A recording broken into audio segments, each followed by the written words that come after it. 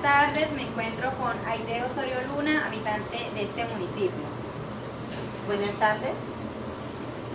¿Desde cuándo usted, su familia y en sí la comunidad a la que pertenece viven en este territorio? Desde hace 40 años, desde el año de 1974, cuando mis padres provinieron de la vereda de Caño Seco y hoy estamos en la zona urbana del municipio de San Alberto. ¿Puede relatar la historia de este territorio, barrio, cuadra, es decir, cómo se formó? San Alberto Cesar se formó donde hoy es la alcaldía municipal, ya que su fundador realizó la primera o pudo obtener el resultado de la primera piedra ahí donde hoy en día es el Palacio Municipal. ¿Quiénes fueron los primeros habitantes y cuál era su procedencia? ¿Eran campesinas o todas eran de la ciudad? Si vienen del campo, ¿cuáles fueron las causas de la migración? Luis Felipe Rivera y su esposa procedían de norte de Santander, fueron sus fundadores, pero junto con ellos llegó Julio Salcedo, su esposa Natividad Vergel y su hermano Pablo Salcedo. Ellos se quedaron en La Pedregosa, lo que hoy es conocido como La Lejía y toda la parte de La Raya.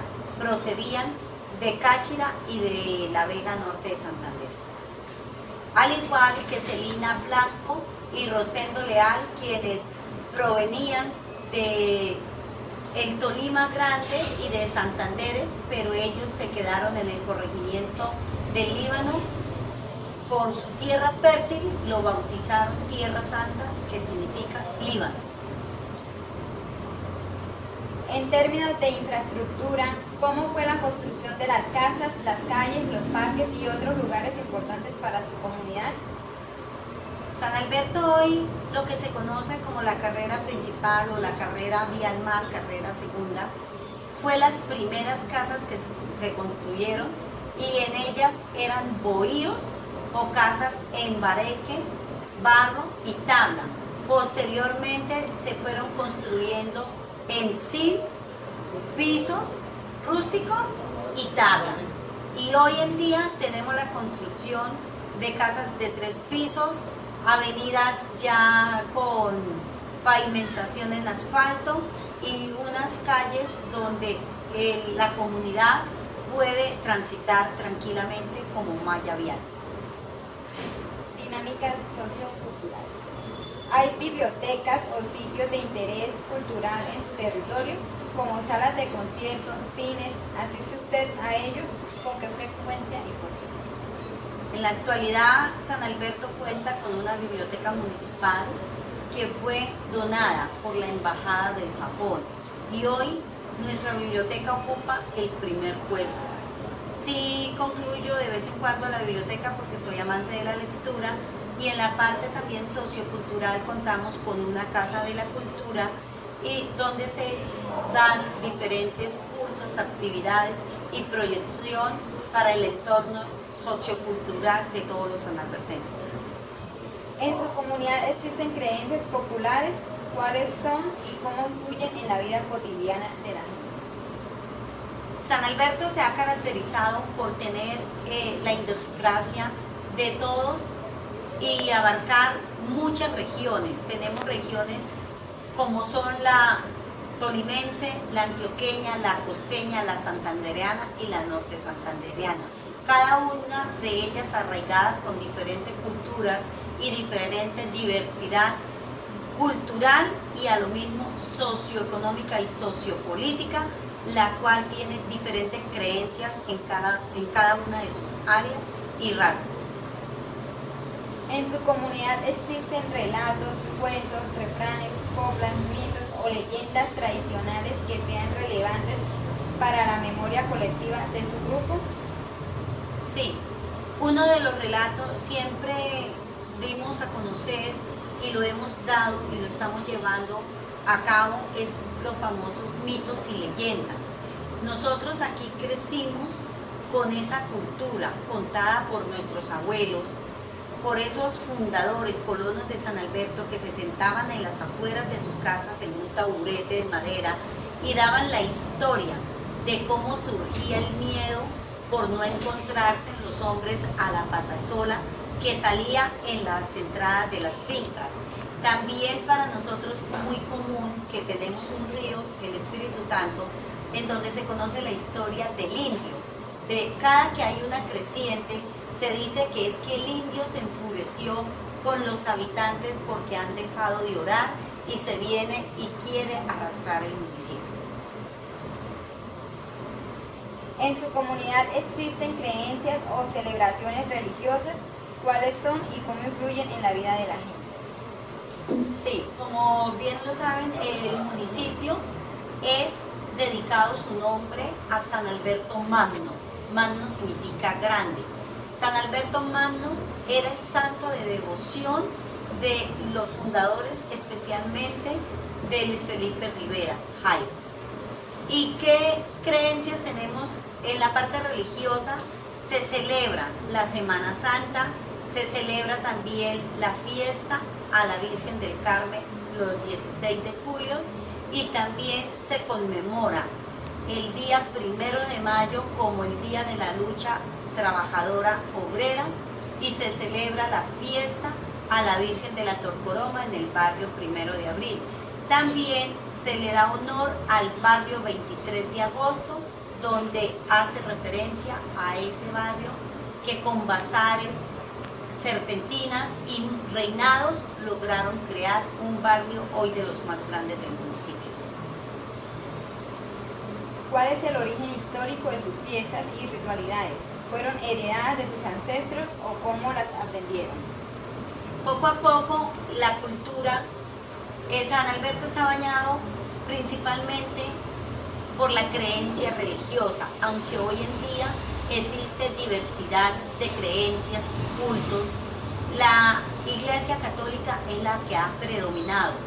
Ha sido más que todo por tradición y por herencia de los colonos, ya que eran muy católicos, pero no deja de dejar atrás a estas otras religiones como son las cristianas, las protestantes y hoy en día las conocidas también iglesias trinitarias.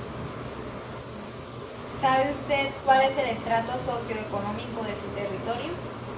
Nosotros tenemos una condición de que manejamos desde población vulnerable a los estratos 1, 2 y 3, pero en la parte socioeconómica, sociocultural, San Alberto ha venido creciendo muy rápida y acelerada porque hoy nos encontramos con un municipio competitivo en la parte agrícola y comercial. ¿Cómo son las condiciones sociales de las personas que viven en su territorio? ¿Cómo las observa? Con gran capacidad e inteligencia, gran desarrollo y talento. Tenemos cualquier cantidad de jóvenes, adultos, mujeres y sobre todo adulto mayor que han expresado, han demostrado cómo salir adelante en todo este entorno que hoy se llama San Albertense y que está forrado a una comunidad que busca el darlo sí, no solo para el que es de San Alberto, sino para todo aquel que lo visita, convirtiéndose en hijo adoptivo de este municipio. ¿Cómo concibe usted la educación de su territorio? Tenemos una educación que el primer colegio que se inició acá se llamaba cooperativo, lo que hoy conocen como Institución Educativa San Alberto Magno. También tenemos el colegio Andrés Bello y con él los colegios y las escuelas que se desencadenan. Nuestros padres y abuelos han querido darle a los hijos, nietos, bisnietos, de que el hijo sanalbertense se ha proyectado hacia un futuro con una mínima educación de básica media vocacional. ¿Qué tipo de conflictos se presentan en su comunidad? ¿Son de orden político, social, religioso, de convivencia o ideológico? Desafortunadamente fuimos conocidos no solo a nivel departamental, nacional, sino también internacional, por la marca de la violencia.